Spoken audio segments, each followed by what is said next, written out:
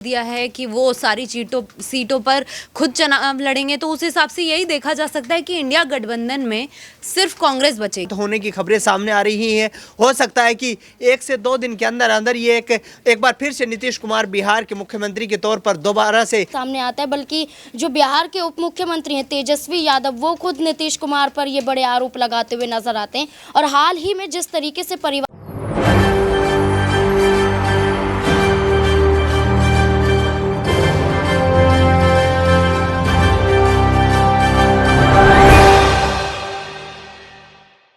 2020 में हुए बिहार की 243 विधानसभा सीटों पर नीतीश कुमार की जेडीयू ने एनडीए के अंदर बीजेपी के साथ चुनाव लड़ा, फिर उसके बाद सरकार बनाई, लेकिन वो सरकार अपना कार्यकाल पूरा नहीं कर पाई। या कहें कि नीतीश कुमार ने बीजेपी के साथ उस सरकार का कार्यकाल पूरा नहीं किया और 2022 के मध्य में उन्होंने एनडीए से इतर अपनी राह अपनाते हुए एक बार फिर से आरजेडी का साथ थामते हुए महागठबंधन के अंदर चले गए और महागठबंधन एक बार फिर से बिहार की सत्ता में आ गया। इसके फिर 1 साल बाद यानी 2023 के मध्य में नीतीश कुमार के मन में एक विचार आया कि क्यों ना एक गठबंधन नया बनाया जाए जो आगामी लोकसभा चुनावों में बीजेपी नेतृत्व वाले एनडीए को चुनौती दे। लिहाजा नीतीश कुमार ने कई राज्यों के दौरे करने शुरू किए और राज्यों में जो क्षेत्रीय दल थे, जो सत्ताधारी क्षेत्रीय दल थे या विपक्ष में बैठे मजबूत क्षेत्रीय दल से उनके प्रमुख नेताओं से बैठकें की और फिर एक निष्कर्ष नीतीश कुमार ने तमाम यहां राज्यों के क्षेत्रीय दलों के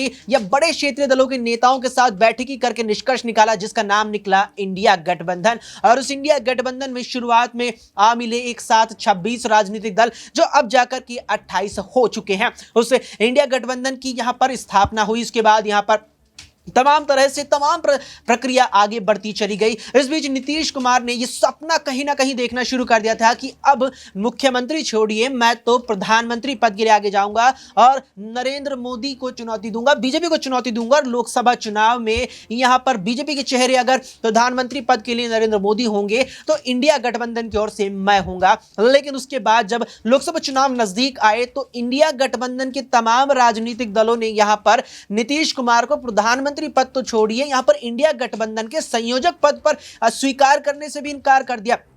जिसके बाद नीतीश कुमार खफा हो गए और बाद में जब कुछ राजनीतिक दल कहीं ना कहीं इस बात के लिए मान गए कि हम संयोजक पद नीतीश कुमार को देंगे, संयोजक उन्हें इस गठबंधन का मानेंगे, तो नीतीश कुमार फिर नहीं माने कि नहीं, मैं अब संयोजक पद नहीं लूंगा, क्योंकि नीतीश कुमार का फिर विचार पलट चुका था। और इसी बात को लेकर यहां पर राजनीतिज्ञ और उनके करीबी रहे प्रशांत किशोर कहते हैं कि नीतीश कुमार कभी तो यहां पर लालू यादव के लालटेन पर लटक जाते हैं, तो कभी यहां पर पलक झपकते ही भारतीय जनता पार्टी के कमल पर विराजमान हो जाते हैं। और अब भी बिहार में वैसी ही स्थिति नजर आ रही है। जिस तरीके से बिहार में इस समय सियासी घमासान मचा हुआ है, उसे देखकर यही लग रहा है कि नीतीश कुमार एक बार फिर से एनडीए में शामिल हो सकते हैं और बीजेपी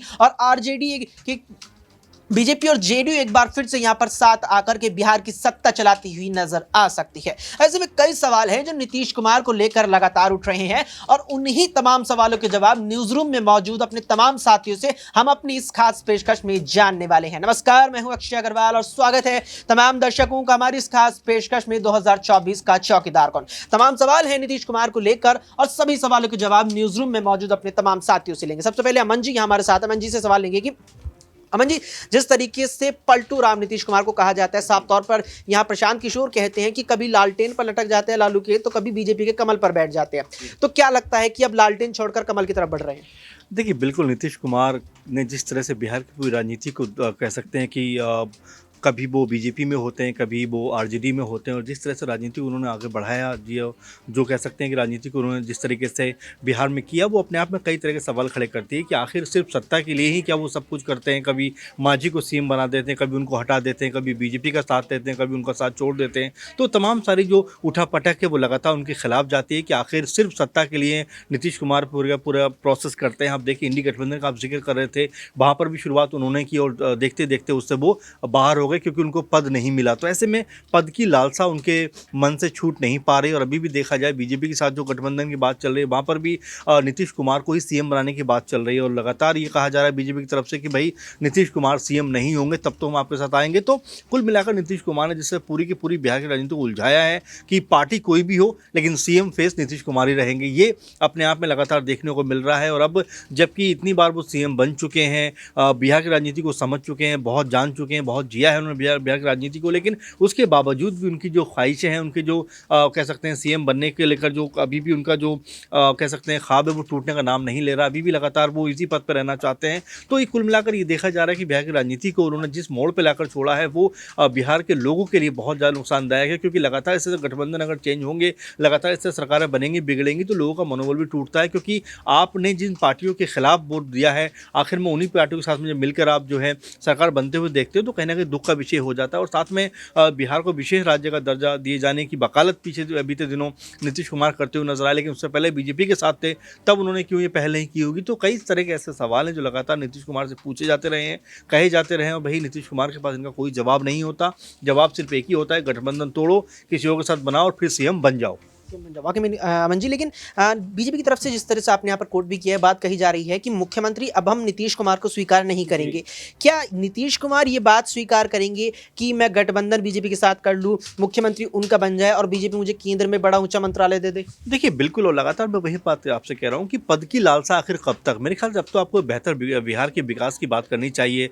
लालू यादव हो, नीतीश कुमार हो, लगातार शासन आप लोगों ने वहाँ पर किया है, 20-30 साल लगातार आप वहाँ पर जमे रहे। और अगर आज भी बिहार पिछड़ा है तो जिम्मेदार आप लोग हो। आप जो है एक दूसरे के ऊपर ही सारी बातें कहते हुए नजर आते हो, लेकिन जो एक आम नागरिक है, जो आम कह सकते हैं कि बाशिंदा है बिहार का, वो हमेशा यही सोचता है कैसे विकास हो, कैसे हमारा प्रदेश आगे बढ़े। लेकिन अभी भी आप देखें तो सिर्फ राजनीतिक रस्साकशी में पूरे का पूरा मामला उलझा हुआ है। देखिए चेहरे बदलते हैं लेकिन निजाम नहीं बदलता। महत्वपूर्ण बात यह, आपने शुरुआत में कहा कि बीजेपी के साथ मिलकर चुनाव लड़ा, उनका साथ छोड़ा, फिर आरजेडी के साथ में सरकार बनाई, अब आरजेडी को भी छोड़ने को तैयार हो गए नीतीश कुमार। तो आखिर ये सब चल क्या रहा है, कब तक आखिर चलेगा? क्योंकि लगातार उनकी जो संज्ञा है वो ये दी जाती है कि भाई पलटू राम है। तो आखिर बिहार की जनता किस तरह से उनको देखेगी, किस तरह से आने वाले दिनों में जो हम सोचते हैं कि बिहार बेहतर राज्य बन पाएगा, लेकिन इतनी जल्दी अगर सरकारें चेंज होंगी और ये जो 3-4 पार्टियों के बीच ही पूरा का पूरा मामला देखने को मिल रहा है, कभी इनके साथ तो कभी उनके साथ, तो कुछ बदल नहीं पा रहा है। यानी कि जो नई राजनीति होनी चाहिए वैसा कुछ दिखाई नहीं पड़ रहा है। और अभी लगातार जिस तरह से प्रशांत किशोर अपनी जन स्वराज रैली को आगे बढ़ा रहे हैं, लगातार वो लोगों से बात कर रहे हैं, मुझे लगता है कि आने वाले दिनों में अगर जनता इनसे उकता गई तो जरूर प्रशांत किशोर एक बड़ा विकल्प बनकर बिहार में उभरेंगे। वाकई में यहाँ पर प्रशांत किशोर भी बड़ा विकल्प बनकर उभर सकते हैं जनता के लिए, बिहार का नेतृत्व करने के लिए। नाजरीन है, नाजरीन से जानेंगे कि नाजरीन लगातार बदलाव की बात यहाँ पर हो रही है बिहार में। जिस तरीके से यहाँ नीतीश एक बार फिर से बीजेपी के माध्यम से मुख्यमंत्री पद अपना आगे ले जाना चाहते हैं, लेकिन बीजेपी अब उन्हें मुख्यमंत्री पद नहीं देना चाहती। क्या ऐसे में तीसरा विकल्प नीतीश कुमार को तलाश सकते हैं? देखिए, नीतीश कुमार की बात करें, जैसे आपने शुरुआत में ही कहा कि नीतीश कुमार एक पलटू राम की तरह देखे जाते हैं। ये ना सिर्फ नीतीश कुमार को लेकर तमाम नेताओं का यहाँ पर बयान सामने आता है, बल्कि जो बिहार के उप मुख्यमंत्री हैं तेजस्वी यादव, वो खुद नीतीश कुमार पर ये बड़े आरोप लगाते हुए नजर आते हैं। और हाल ही में जिस तरीके से परिवारवाद का मुद्दा नीतीश कुमार ने उठाया और कैसे लालू प्रसाद यादव पर निशाना साधते हुए नजर आए, कांग्रेस पार्टी पर निशाना साधते हुए नजर आए, तो ऐसे में नीतीश कुमार इस बीच में देश के प्रधानमंत्री की भी तारीफ करते हुए दिखाई दी। तो यहाँ पर नीतीश कुमार की बात करें, कभी एनडीए के साथ जाते हैं, कभी एनडीए के साथ अपना नाता तोड़ लेते हैं, कभी आरजेडी के साथ आ जाते हैं। आरजेडी के साथ आने के बाद ये भी ऐलान करते हैं कि बिहार में इस महागठबंधन को कोई भी नहीं तोड़ सकता है। तमाम चर्चाओं के बीच में नीतीश कुमार ने यही संकेत दिए कि ये महागठबंधन नहीं टूटेगा। जिस तरीके से यहाँ पर चर्चाएं अब होती हुई नजर आ रही हैं कि लल्लन सिंह यहाँ पर नीतीश कुमार के आवास पर पहुंच जाते हैं मुलाकात करने के लिए। दिल्ली में यहाँ पर देखा जाता है कि कई और विधायक पहुंचते हुए नजर आते हैं।